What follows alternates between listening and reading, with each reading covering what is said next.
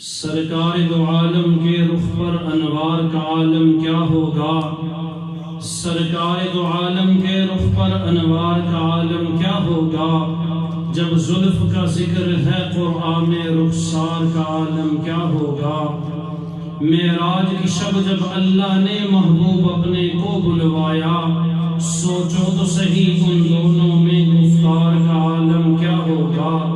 کھائی ہے قسم خود اللہ نے اصحاب کے دوڑتے گھوڑوں کی، اصحاب کا جب یہ عالم ہے سرکار کا عالم کیا ہوگا؟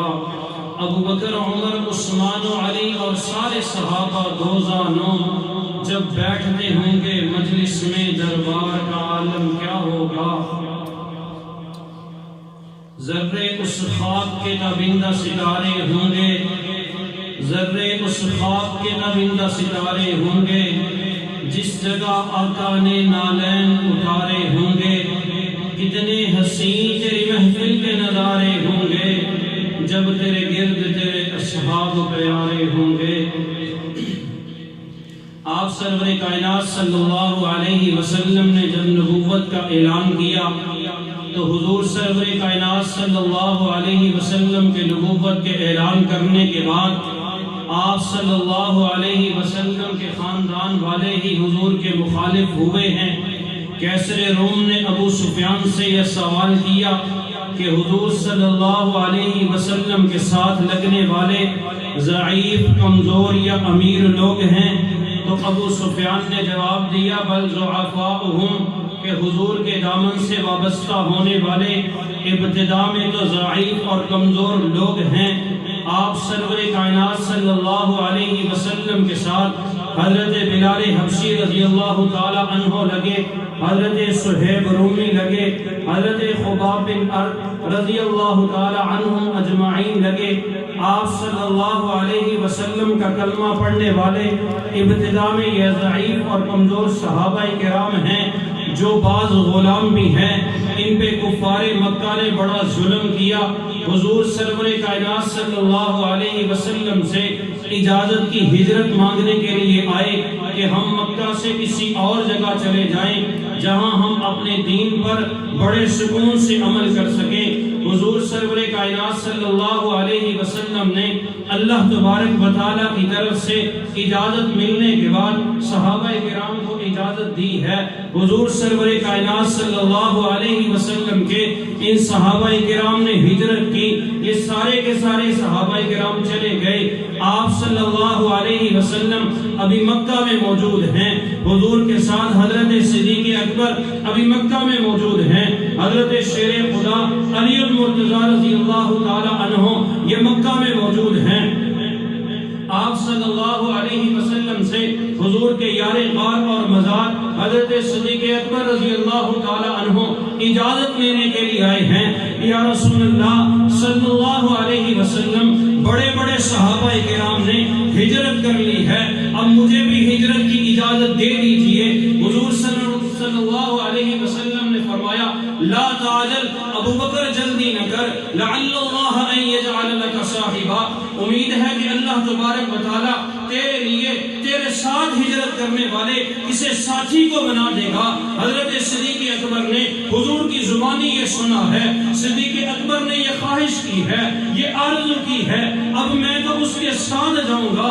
صدیق اکبر کے دل میں آرزوؤں کے یہ پہاڑ ٹوٹے ہیں، میں تو اس کے ساتھ ہجرت کروں گا جس کے ساتھ صرف دنیا تک محدود نہیں ہے، جو قبر میں بھی ساتھ دے گا، جو حشر میں بھی ساتھ ہوگا، جو حوض کوثر پر بھی ساتھ ہے، جو جنت میں بھی ساتھ ہے۔ صدیق اکبر نے خواہش کی ہے جس کے ساتھ بھی چلا جاؤں دنیا تک ساتھ ہے، جب تک سانس چلتی ہے ساتھ چلے گا، سانس رک جائے گی ساتھ رک جائے گا، لیکن صدیق اکبر ساتھ اس کے گئے ہیں، حضور صلی اللہ علیہ وسلم کے ساتھ کا انتظار کیا ہے، ساتھ اس کے چلے ہیں۔ ثانی اثنین اللہ نے قرآن میں فرمایا ہے، یار غار بنا دیا ہے، ساتھ اس کے گئے ہیں، حضور دنیا سے گئے ہیں، روزے سے آواز آئی ہے ادخل الحبیب الی الحبیبی، آج ایک دوست کو دوسرے دوست سے ملا دو، ساتھ اس کے گئے ہیں، یار غار بھی بنے ہیں۔ آپ صلی اللہ علیہ وسلم نے فرمایا ہاکذا نبعث یوم القیامہ، قیامت کا دن ہوگا ابو بکر اور عمر ہم یوں ہی اٹھیں گے، ہوگا ایک بائیں ہوگا، ساتھ اس کے گئے ہیں جو میدان محشر کا ساتھی بنا ہے، اور صدیق ساتھ اس کے گئے ہیں انت صاحبی فی الحوض، جو حوض کوثر کا بھی ساتھ لینے والا۔ حضرت صدیق اکبر نے دل میں یہ آرزو بٹھائی ہے کہ حضور صلی اللہ علیہ وسلم کے ساتھ جائیں، اور اس کے لیے تیاری شروع کر دی۔ حضرت صدیق اکبر رضی اللہ تعالی عنہ نے اس کے لیے 2 اونٹنیاں پالی ہیں، ایک پر خود سوار ہونا ہے، ایک میں حضور کو سوار کرنا ہے۔ ادھر جانے کی تیاریاں شروع ہیں، ادھر دار الندوہ میں مشرکین مکہ بیٹھے ہیں، ساتھ شیطان بیٹھا ہے، ادھر بھی تیاریاں ہیں، ادھر بھی تیاریاں ہیں، ادھر جانے کی تیاریاں ہیں، ادھر روکنے کی تیاریاں ہیں، ادھر جان قربان کرنے کی تیاری ہے، ادھر جان لینے کی تیاری ہے، ادھر شیطان حضور صلی اللہ علیہ وسلم کا نام مٹانا چاہتا ہے، ادھر اللہ تبارک و تعالیٰ کی قدرت 100 ننگی تلواروں کے نیچے حضور کی جان بچانا چاہتی ہے۔ ادھر بتوں سے مانگنے والے بیٹھے ہیں، ادھر رحمان کے ماننے والے بیٹھے ہیں، ادھر بتوں سے مرادیں مانگتے ہیں، ادھر عمر بن خطاب کو اللہ سے مانگنے والے بیٹھے ہیں، ادھر 360 کو خانہ کعبہ میں لٹکانے والے بیٹھے ہیں، اور ادھر 360 کو دل سے نکال کر اللہ کی توحید کو بٹھا کر دل کو سجانے والے بیٹھے ہیں۔ اب دار الندوہ میں مشرکین مکہ جمع ہوئے، اعلان کیا لا يدخلن معكم في المشاورة احد من اهل تهامہ لأن هواهم مع محمد صلی اللہ علیہ وسلم۔ آج دار الندوہ میں مشورہ اتنا اہم ہے، آج انہوں نے اعلان کیا ہے کہ جتنے بھی قریش کے سردار ہیں، آج صرف قریش کے سردار دار الندوہ میں جمع ہوں گے۔ قریش کے سردار کے علاوہ آج مکے سے کوئی عامی آدمی نہیں آئے گا۔ اعلان کر دیا ہے اب حضور صلی اللہ علیہ وسلم کا صحابہ کا ازلی دشمن شیطان نے بھی آنا ہے، انسانی شکل میں دار الندوہ کے دروازے پہ آ کے رک گیا ہے۔ انہوں نے پوچھا آج تو اعلان ہوا ہے قریش کے سردار کے علاوہ آج کوئی نہیں آئے گا، تو کون ہے؟ تو قریش کے سردار میں سے نہیں ہے۔ اس نے کہا اگر میں سردار نہیں ہوں، تم نے یہ اعلان کیا ہے آج مکہ والوں میں سے کوئی نہیں آئے گا، کیونکہ مکہ والوں کی محبتیں، مکہ والوں کی ہمدردیاں حضور کے ساتھ ہیں۔ اگر تم نے یہ اعلان کیا ہے آج سردار آئیں گے، میں سردار نہیں ہوں، تم نے یہ اعلان کیا ہے آج مکہ والے نہیں آئیں گے، میں مکے والے میں سے نہیں، میں تو شیخ نجدی ہوں، میں تو نجد کا رہنے والا ہوں۔ خیر انہوں نے آنے کی اجازت دی ہے، مشورہ شروع ہو گیا ہے۔ پہلا کسی نے یہ مشورہ دیا ہے کہ حضور سرور کائنات صلی اللہ علیہ وسلم کو پہنائی جائے اور حضور کو ایک کوٹھڑی میں بند کر دیا جائے، اور اس نے کہا پھر کچھ دن انتظار کرنا، حضور کی بھی حالت وہی ہو جائے گی جو حضور سے پہلے شعراء کی ہوگی، حضور کو بھی موت ایک دن آ جائے گی جس طرح پہلے شعراء کو آئی ہے۔ اب شیطان بولا ہے میرے بھائی ہم اہل سنت حضرت صدیق اکبر سے لے کر اس آخری صحابی تک جس نے ایک نماز بھی نہیں پڑھی عمر بن بقیش رضی اللہ تعالی عنہ تک، سارے صحابہ کو جنتی مانتے ہیں، سارے صحابہ کو اپنا امام مانتے ہیں، سارے صحابہ کو اپنے ایمان کا معیار مانتے ہیں۔ کیوں؟ اللہ تبارک و تعالی نے صحابہ کے ایمان کو بیان کیا ہے، حضور کے فرمان نے صحابہ کی استقامت کو بیان کیا ہے، اللہ نے بھی بیان کیا، حضور نے بھی بیان کیا، ہم مانتے ہیں۔ لیکن آج صحابہ کرام کی تابعداری کو، جانثاری کو، وفاداری کو، حبداری کو، قرآن نہیں، حضور کا فرمان نہیں، آج صحابہ کا ازلی دشمن شیطان بھی بیان کرتا ہے۔ جب کسی نے مشورہ دیا نعوذ باللہ حضور کو بیڑیاں پہناؤ ایک کمرے میں بند کر دو، شیطان بولا یہ تمہارا مشورہ ٹھیک نہیں ہے کہ جب تم حضور صلی اللہ علیہ وسلم پہ کوئی دروازہ بند کرو گے اسی دروازے کی یہ خبر حضور کے جانثاروں، حضور کے تابعداروں، حضور کے حبداروں کے کانوں میں یہ بات پہنچے گی، پھر اس وقت تم پچھتانا مت جب حضور کے جانثار، حضور کے وفادار اور تابعدار اپنی جان پہ کھیل جائیں گے، لیکن اپنے دل کے سرور اور اپنے حضور کو تمہارے حملے سے، تمہارے قبضے سے حضور کو چھڑا کے لے جا رہے ہیں، خادم اور مخدوم جا رہے ہیں، آقا اور غلام جا رہے ہیں، صحابی رسول اور رسول خدا جا رہے ہیں، ابو بکر اور حضور جا رہے ہیں۔ جب جا رہے ہیں حضرت صدیق اکبر کبھی آگے ہوتے ہیں، کبھی پیچھے ہوتے ہیں، کبھی دائیں اور کبھی بائیں ہوتے ہیں۔ حضور سرور کائنات صلی اللہ علیہ وسلم نے پوچھا ابو بکر معاملہ کیا ہے؟ دیوانے اور پروانے نے تڑپ کے جواب دیا ہے یا رسول اللہ شب ہجرت ہے، ہم کفار سے چھپ کے نکلے ہیں، جب میرے دل میں یہ خیال آتا ہے حضور پہ ہم حملہ کرنے کے لیے شاید کوئی آگے بیٹھا ہو، میں آگے ہو جاتا ہوں، خیال آتا ہے کہیں کو پیچھے تعاقب کرتے ہوئے، پیچھا کرتے ہوئے پیچھے سے حملہ نہ کر دے، میں پیچھے ہو جاتا ہوں، کبھی میں دائیں اور کبھی بائیں ہو جاتا ہوں، کہیں حضور کو کوئی تکلیف نہ پہنچا دے۔ حضرت صدیق اکبر رضی اللہ تعالیٰ عنہ حضور کے گرد یوں پروانہ وار طواف کر رہے ہیں۔ یہ حضرت صدیق کی قسمت ہے، حضرت صدیق کا مقدر ہے کہ شب نبوت کے گرد اللہ نے ان کو یوں پروانہ وار طواف کرنے کی توفیق عطا فرما دی ہے۔ یہ صدیق کے مقدر ہیں، یہ صدیق کے لیے اللہ نے لکھا تھا۔ حضرت صدیق اکبر رضی اللہ تعالیٰ عنہ حضور صلی اللہ علیہ وسلم بھی چل رہے ہیں، صدیق بھی چل رہے ہیں، چلتے چلتے حضور صلی اللہ علیہ وسلم یوں اپنے پنجوں کے بل چل رہے ہیں۔ جب سنگلاگ پہاڑی پہ چڑھے ہیں، ریشم سے نرم جو قدم ہیں ان میں لہو بہنے لگا ہے۔ حضرت صدیق اکبر نے دیکھا ہے، اپنے کندھوں پہ اٹھا لیا ہے، حضور صلی اللہ علیہ وسلم کو لے کے پہاڑی پہ چڑھ گئے ہیں۔ آج شب ہجرت ہے، صدیق نے کندھوں پہ اٹھایا ہے۔ ایک وہ وقت آیا ہے جب حضور نے حضرت علی رضی اللہ تعالیٰ عنہ کو اپنے کندھوں پہ اٹھایا ہے۔ ہم آج بٹھانے والے کو بھی مانتے ہیں، ہم فتح مکہ کے موقع پر حضور کے کندھوں پر بیٹھنے والے کو بھی مانتے ہیں، حضرت علی کو بھی مانتے ہیں، حضرت ابو بکر کو بھی مانتے ہیں، ہم یارانے کو بھی مانتے ہیں، ہم گرانے کو بھی مانتے ہیں، ہم اس کے نعرے بھی لگاتے ہیں، ہم اس کے نعرے بھی لگاتے ہیں۔ ہم یہ نہیں ہے علی کا نام لیں تو ابو بکر کو بھول جائیں، ابو بکر کا نام لیں تو علی کو بھول جائیں۔ جس طرح کسی شاعر نے کہا ہے، جس نو نبی نے موٹے چاہے اس دے نعرے لانا ہے، جس نے نبی نو موٹے چاہے اس نو کیوں بھول جانا ہے، من صدیق نو سونا۔ حضرت صدیق کا ہے، غار تک پہنچایا ہے، اللہ نے حضور کو حضرت صدیق کی گود میں سلایا ہے، اللہ نے قرآن میں حضور کا صدیق کو یار بنایا ہے۔ حضور کے جانے کے بعد اللہ تبارک و تعالیٰ نے صدیق کو حضور کے ساتھ مزار میں پہنچایا ہے۔ پھر کسی شاعر نے یوں کہا ہے، پہلوئے محمد میں جو دربار بنا ہے، پہلوئے محمد میں جو دربار بنا ہے، قرآن یہ کہتا ہے وہی یار بنا ہے، پھر بعد محمد کے وہی سردار بنا ہے۔ جا کھول کتابیں تیری تحقیق کہے گی، تو جو کہے دنیا اسے صدیق کہے گی۔ حضرت صدیق نے اپنے کندھوں پہ اٹھایا، حضور صلی اللہ علیہ وسلم کو لے کے چڑھے ہیں۔ حضور سرور کائنات صلی اللہ علیہ وسلم کے دیوانے اور بھی ہیں۔ آپ صلی اللہ علیہ وسلم وضو فرماتے ہیں، وضو کا بچا ہوا پانی صحابہ اٹھا دیتے ہیں۔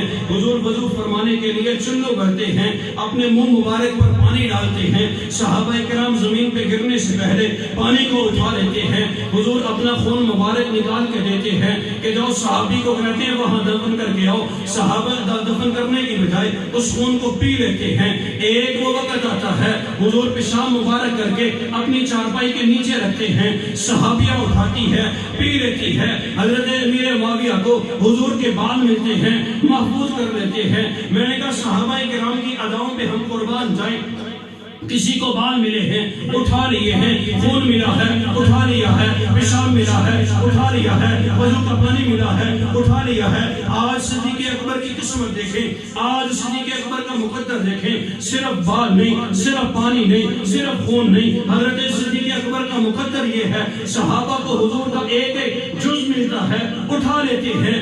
آج صدیق اکبر پہاڑی پہ چڑھ رہے ہیں، حضور کے ایک جز کو نہیں پورے وجود مبارک کو اٹھائے ہوئے ہیں۔ شان ان کی تو سنی ہوگی، تو دیکھ نظر عمیق سے چمک رہا ہے برق قرآن ایک داستان رفیق سے۔ بڑوں بڑوں نے پا لیے ہیں رتبے اعلیٰ مقام سارے، مگر کوئی نہیں بڑھ سکا رتبے میں شان صدیق سے۔ حضرت صدیق اکبر رضی اللہ تعالیٰ عنہ غار پہ پہنچے، آپ صلی اللہ علیہ وسلم سے عرض کی، یا رسول اللہ صلی اللہ علیہ وسلم آپ یہی ٹھہریں، میں غار کے اندر جاتا ہوں تاکہ کوئی موذی جانور، کوئی سانپ اور بچھو حضور کو نقصان نہ پہنچا دے۔ حضرت صدیق اکبر رضی اللہ تعالی عنہ اندر گئے ہیں، اندر جا کے دیکھا مختلف سوراخ ہیں۔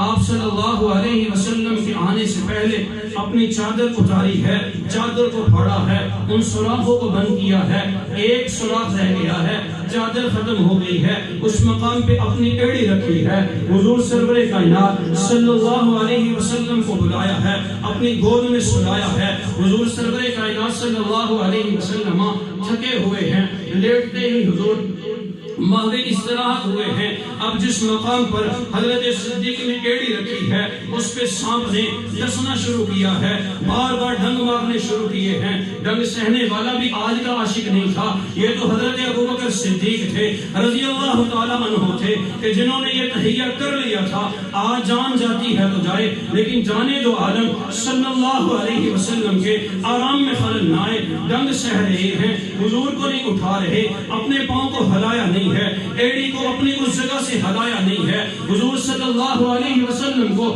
جگایا نہیں ہے، حضور کو تکلیف کا بتایا نہیں ہے۔ آپ صلی اللہ علیہ وسلم کا مسلسل دیدار کر رہے ہیں، لیکن جب مسلسل اس کالے نے ڈسا ہے، حضرت صدیق اکبر رضی اللہ تعالیٰ عنہ اس تکلیف کو سہ نہ سکے۔ اب اس تکلیف کی ترجمانی کرنے کے لیے آنکھوں سے آنسو بہے ہیں، آنکھوں سے آنسو بہے ہیں۔ حضور سرور کائنات صلی اللہ علیہ وسلم جو حضرت صدیق کی گوش میں ہے، آغوش میں ہے، وہاں گرے ہیں، آپ صلی اللہ علیہ وسلم کے چہرے مبارک پر گرے ہیں۔ حضور سرور کائنات صلی اللہ علیہ وسلم نے پوچھا ہے صدیق معاملہ کیا ہے؟ ما لک یا ابا بکر، ابو بکر تمہیں کیا ہوا، رو کیوں رہے ہو؟ حضرت صدیق اکبر رضی اللہ تعالیٰ عنہ نے جواب دیا ہے سانپ نے ڈس لیا ہے، اپنی ایڑی کو ہٹایا نہیں ہے، ہلایا نہیں ہے، حضور کو جگایا نہیں ہے، حضور کو بتایا نہیں ہے، ڈنگ پہ ڈنگ سہے ہیں لیکن حضور کا پہرا دیا ہے۔ آپ صلی اللہ علیہ وسلم کا یوں صدیق نے بھی پہرا دیا ہے، جس کو کسی شاعر نے یوں بھی کہا ہے سپ ول پیر نو ڈنگ مارے، سپ ول پیر نو ڈنگ مارے، تیرے پیرے دار دیاں کیا باتاں نے، میرے سونے نبی میرے پیارے نبی تیرے یار دیاں کیا باتاں نے۔ حضور صلی اللہ علیہ وسلم بیدار ہوئے ہیں، صدیق سے پوچھا ہے، صدیق نے بتایا ہے، حضور نے لوب دہن نکالا ہے، صدیق کی ایڑی پہ لگایا ہے، اللہ نے شفا عطا فرما دی ہے۔ علماء نے یہاں ایک نکتہ لکھا ہے، ایک طرف تو حضرت صدیق حضور کے آرام کا اتنا خیال ہے، حضور کو جگاتے نہیں ہیں، حضور کو بتاتے نہیں ہیں، حضور کو اٹھاتے نہیں ہیں، دوسری طرف جب آنکھوں سے آنسو نکلے ہیں حضرت صدیق نے اپنے چہرے کو ہٹایا نہیں ہے، حضور سرور کائنات صلی اللہ علیہ وسلم کے چہرے مبارک پر آنسو گرے ہیں، حضرت صدیق نے حضور کے آرام کا اس وقت خیال نہیں کیا، ڈنگ پہ ڈنگ سہے ہیں، لیکن جب آنسو گرے ہیں صدیق اپنے چہرے کو ہٹا لیتے، حضور سرور کائنات صلی اللہ علیہ وسلم بیدار نہ ہوتے۔ علماء نے فرمایا ہے تم صدیق کے عشق کو کیا سمجھو گے، صدیق کی چاہتوں کو کیا سمجھو گے؟ صدیق اکبر سے پوچھا گیا، حضرت ابوبکر صدیق سے پوچھا گیا آپ کو دنیا میں سب سے زیادہ پسند کون سی چیز ہے؟ تو کیا فرمایا النظر الی وجہ رسول اللہ، آنکھیں میری ہو، حضور کا چہرہ ہو، حضور کی دید ہو، میری عید ہو، مجھے سب سے زیادہ پسند یہ چیز ہے۔ حضرت صدیق اکبر نے حضور کو مسجد حرام میں بھی دیکھا، حضور کو مکہ کے بازار میں بھی دیکھا، حضور کو نبوت سے پہلے بھی دیکھا، حضور کو نبوت کے بعد بھی دیکھا ہے، لیکن حضرت صدیق نے وہاں صحابہ کے ساتھ دیکھا ہے۔ اگر مسجد حرام میں دیکھا 7 صحابہ ہیں، بازار میں دیکھا 7 صحابہ ہیں، بحیرہ راہب کے قافلے میں دیکھا 7 صحابہ ہیں۔ صدیق اکبر نے کبھی تنہائیوں میں بیٹھ کے اپنے اللہ سے وہ تنہائی مانگی ہوگی یا اللہ مجھے وہ تنہائی دے دے، النظر الی وجہ رسول اللہ، کہ آنکھ میری ہو، چہرہ حضور کا ہو، میری آنکھ کے علاوہ کوئی آنکھ نہ ہو، حضور کے چہرے کے علاوہ کوئی چہرہ نہ ہو۔ آج اللہ نے ہمارے شور میں صدیق کو وہ تنہائی دے دی ہے، آج آنکھ صدیق کی ہے، آج چہرہ حضور کا ہے، آج اللہ تبارک و تعالیٰ کے رسول حضور حضرت صدیق کی گود میں بیٹھے ہیں، حضرت صدیق دیدار کر رہے ہیں۔ جب سامنے ڈسا ہے حضرت صدیق نے اٹھایا نہیں ہے، حضرت صدیق نے بتایا نہیں ہے، لیکن حضور کو دیکھنے میں اتنے محب ہیں، اتنے مستغرق ہیں کہ صدیق کو یہ پتہ نہیں چلا نہیں ہے۔ یہ جو آج صدیق کا دشمن سوال اٹھائے گا، حضرت صدیق نے چہرے کو ہٹایا نہیں ہے، لیکن صدیق کے عشق کو ہم عقل سے نہیں سمجھ سکتے، یہ تو عشق والوں کو عشق سمجھ آئے گا۔ صدیق کو یہ پتہ ہی کب چلا ہے کہ آنکھ سے آنسو نکلا ہے، حضور کے چہرے پہ پڑ گیا۔ حضرت صدیق نے حضور کو اٹھایا نہیں، آپ صلی اللہ علیہ وسلم بیدار ہوئے۔ اب وہ جو مکہ والے حضور صلی اللہ علیہ وسلم کے خلاف مشورے کر رہے ہیں، جان لینے کے مشورے ہیں، یہاں جان دینے کے لیے تیار تھے، وہاں روکنے کے تھے، یہاں آنے کے لیے پہنچ کے غار ثور میں۔ اللہ کی قدرت یہ ہوئی کہ حضور صلی اللہ علیہ وسلم اور حضرت صدیق جب غار میں پہنچے تو آپ صلی اللہ علیہ وسلم کے لیے اللہ تبارک و تعالیٰ نے ایک درخت اس غار کے بالکل دہانے پہ اگا دیا۔ مکڑی نے جالا تن دیا ہے، کبوتری نے انڈے دے دیے ہیں۔ اب وہ کافر تعاقب کرتے کرتے اس غار تک پہنچے، نشانات قدم دیکھتے دیکھتے اس غار تک پہنچے ہیں، اب اس پہ آگے رک گئے ہیں کہ نشانات قدم یہاں تک پہنچے ہیں، آگے وہ دونوں صاحب کہاں گئے ہیں کسی کو علم نہیں ہے۔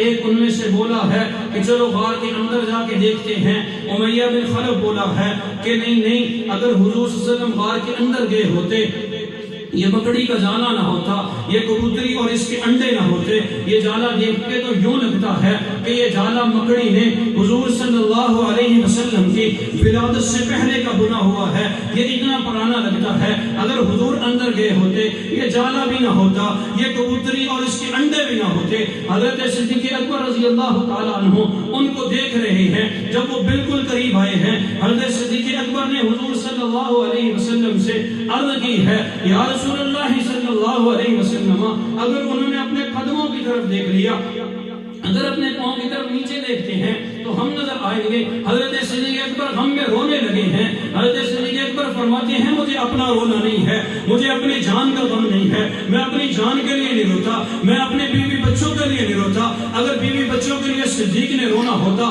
تو حضرت اسماء ابو جہل کے تھپڑ برداشت نہ کرتی، حضرت اسماء ان غاروں میں کھانا نہ پہنچاتی۔ اگر اپنے غلاموں کے لیے رونا ہوتا، اگر اپنے بیٹوں کے لیے رونا ہوتا، حضرت صدیق کا بیٹا سارا دن مکہ میں رہتے، حالات دیکھ کے رات کے اندھیروں میں غار میں نہ آتا، صبح کے وقت غار سے نہ جاتا۔ حضرت صدیق کو اپنا رونا نہیں، اپنا رونا ہوتا تو اتنے میل حضور کو کندھوں پہ بٹھا کے پہاڑی پہ نہ چڑھتے، اس حضور صلی اللہ علیہ وسلم کے ساتھ اس مشقت والے سفر میں گھر سے نہ چلتے، اس کی خواہش نہ کرتے، 2 اونٹنیاں تیار نہ کرتے۔ حضرت صدیق کو اپنا رونا نہیں ہے، اپنے بیوی بچوں کا رونا نہیں، اپنے گھر کا رونا نہیں۔ حضرت صدیق نے عرض کی، یا رسول اللہ، میں تو آپ کی جان کی فکر میں ہوں، مجھے تو آپ کا رونا ہے۔ کیوں؟ اگر میں قتل کر دیا گیا، اگر ان کافروں نے مجھے شہید کر دیا تو صرف ایک جان جائے گی، میرے جانے سے مکے والوں کو نقصان نہیں ہوگا، امت کو نقصان نہیں ہوگا۔ یا رسول اللہ صلی اللہ علیہ وسلم، اگر آپ کو ان کافروں نے شہید کر دیا تو امت ہلاک ہو جائے گی۔ آپ صلی اللہ علیہ وسلم نے کیا فرمایا؟ لا تحزن ان اللہ معنا، صدیق غم نہ کر، اللہ تبارک و تعالی ہمارے ساتھ ہیں۔ یہاں سے علماء علامہ قسطلانی رحمۃ اللہ علیہ نے اپنی کتاب المواہب میں یہ نکتہ اٹھایا ہے کہ ایک وہ وقت تھا جب حضرت موسیٰ علیہ السلام اپنے ساتھ والوں کو لے کر چلے ہیں، آگے دریا آیا ہے، آگے سمندر پانی ہے، پیچھے فرعون کا لشکر ہے۔ موسیٰ علیہ السلام کے ماننے والوں نے کہا، موسیٰ آپ نے تو ہمیں مروا دیا، آپ نے تو ہمیں پکڑوا دیا، پیچھے فرعون کا لشکر ہے، آگے پانی ہے۔ حضرت موسیٰ علیہ السلام نے کہا، نہیں کلا، نہیں، انما یا ربی سیہدین، میرا رب میرے ساتھ ہے، اللہ مجھے راستہ دے گا۔ ایک یہ وقت ہے جب موسیٰ علیہ السلام اپنی قوم کو لے کر نکلے ہیں۔ انہی موسیٰ علیہ السلام نے اپنی قوم سے صرف جان کی قربانی مانگی ہے، چلو جا کے جہاد کرنا ہے، لیکن ان کی قوم نے کہا ہے فَذْهَبْ أَنْتَ وَرَبُّكَ فَقَاتِلَا إِنَّا هَٰهُنَا قَاعِدُونَ، موسیٰ جائیے، آپ اور آپ کا رب جائے، ہم تو یہاں بیٹھے ہیں، جب فتح ہو جائے تو ہمیں بتا دینا۔ حضرت موسیٰ علیہ السلام نے اپنی قوم سے جان کی قربانی مانگی ہے، قوم نے جان کی قربانی نہیں دی ہے۔ حضرت موسیٰ علیہ السلام کہتے ہیں، انما یا ربی، میرا رب میرے ساتھ ہے۔ موسیٰ نے یہ نہیں کہا میرا رب ہم سب کے ساتھ ہے، بلکہ میرا رب میرے ساتھ ہے۔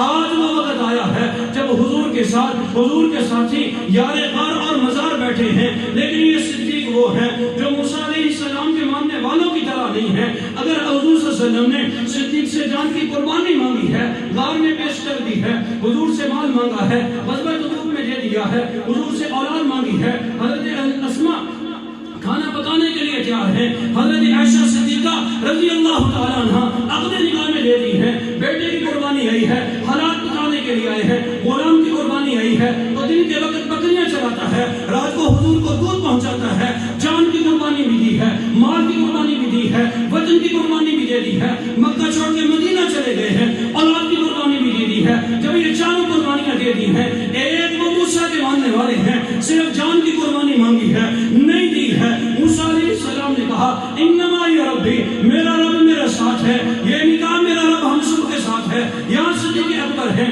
جان بھی دے دی، مال بھی دے دیا، اولاد بھی دے دی، وطن بھی دے دی۔ اب جب غمگین ہوئے ہیں تو حضور نے تسلی دی ہے، لا تحزن، ابو بکر غم نہ کر، ان اللہ معنا، اللہ ہم دونوں کے ساتھ شوق سے نام صحابہ کا کر چرچا نام صحابہ کا، گر قلب حضرت کو جنت کی تو پلہ تھام صحابہ کا، قرآن پڑھ کر دیکھ ذرا ہے فرض کرام صحابہ کا، اسلام پہ اپنی جانیں دی، یہ تھا اسلام صحابہ کا، کل دنیا میں پھیلایا دین اللہ نے کام صحابہ کا، نبیوں کے بعد اس دنیا میں ہے اعلیٰ مقام صحابہ کا، کوتاہ نظر کیا سمجھ سکیں بالا ہے نام صحابہ کا، ہاں مجھ کو ہے ناز امین اس پر میں ہوں غلام صحابہ کا۔ وآخر دعوانا ان الحمدللہ رب العالمین۔ سنتے رہا